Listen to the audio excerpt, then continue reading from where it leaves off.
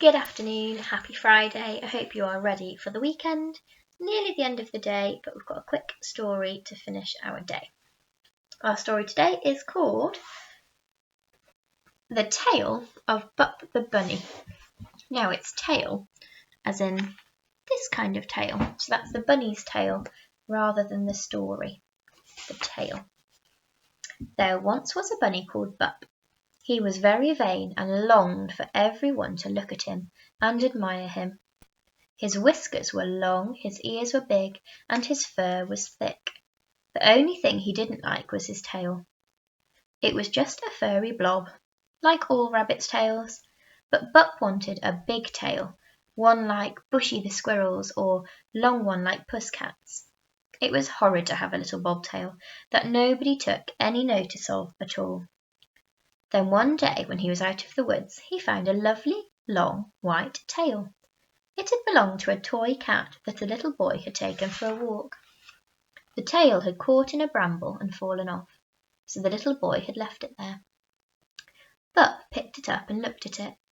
Here was exactly the kind of tail he had so often wanted. He would take it home, try it on, and see how he looked.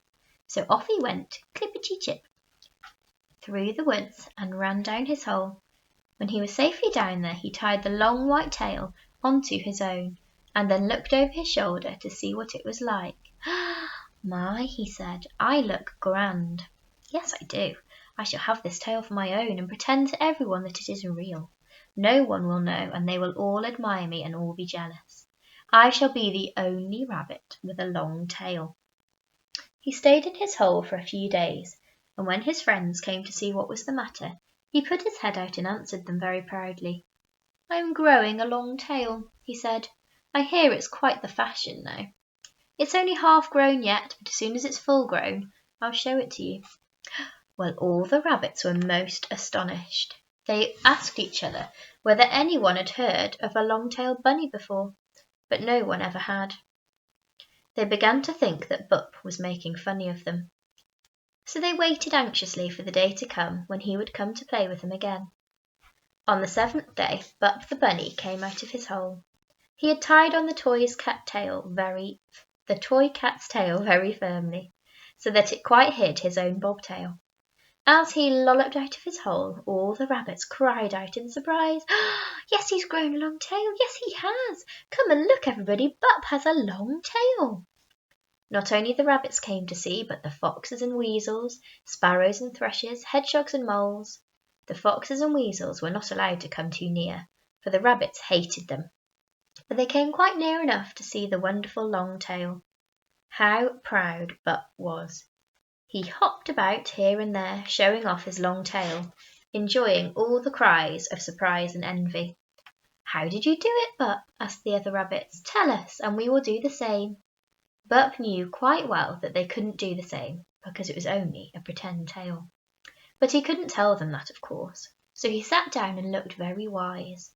All you've got to do, he said, is to sit at home in your burrow, think about tails for 7 days, and then at the end of that time you will have one as good as mine. Well, the silly rabbits believed him.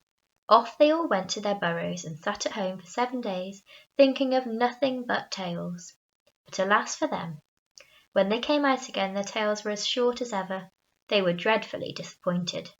You are stupid creatures, said Bup, curling his whiskers. I am the cleverest of you all. Why don't you make me your king? It would be nice for you to have a long-tailed king, wouldn't it? Now, not many rabbits liked Bup, for he was so vain, but he was so determined to be king that at last they thought they had better make him their chief. So they all set out to go to Breezy Hill, where they held their important meetings. They sat around in a ring, with Bup in the middle and the oldest rabbit beside him. Friends, said the oldest rabbit, you are met together today to decide whether Bup the bunny shall be your king or not. He is the only long-tailed rabbit in our town. We have all tried to grow tails like his, and we cannot. Therefore it seems as if he must be the cleverest among us. Shall we make him king? But before the listening rabbits could answer, a red fox came slinking up. He had smelt the rabbits from far off, and had come to see if he could pick one of them for his dinner. They saw him coming over the hilltop, and with one frightened look they took to their heels and fled. Bup fled too, his long tail dragging on the ground behind him. But he had forgotten all about it.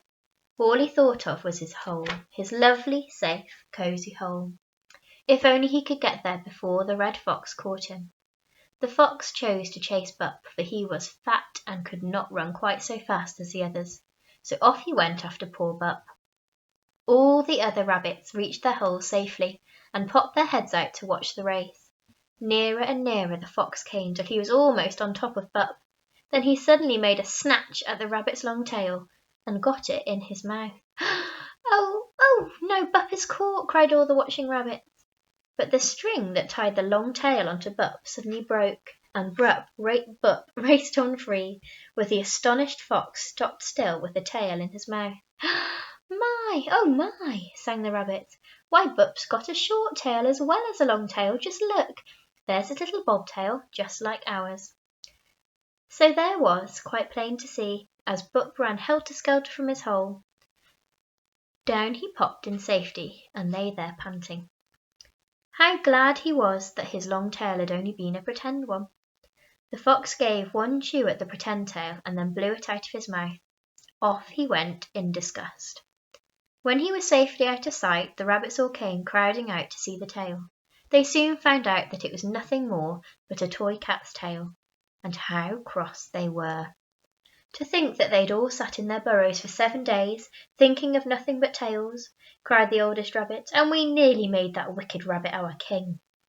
And how foolish we should have been if we had grown long tails, said another. Why, the fox would catch us easily if our tails were any longer. Where's that stupid Bunny? Cried all the rabbits. Let's go and find him. So off they went to Bup's burrow and dragged him out. They gave him a good scolding, so that both his ears drooped, and his eyes filled with tears. And that was the end of Bup being so vain. If ever he showed any signs of being proud again, someone would say to him, Well, Bup, have you grown another long tail yet? And Bup would go very red and run away. Okay, that's an interesting story today, isn't it? So I feel a bit sorry for Bup the bunny. I know he was very full of himself at the start of the story and got very jealous of other animals that had long tails. And jealousy is not a good thing. It's not a good trait to have, is it? But at the end, I feel a bit sorry for him because all he wanted was to be liked, wasn't it? But what we've got to remember is that people like us, whatever, don't they? As long as we're nice and we've got a kind heart, then people like us. Have a lovely weekend, everybody.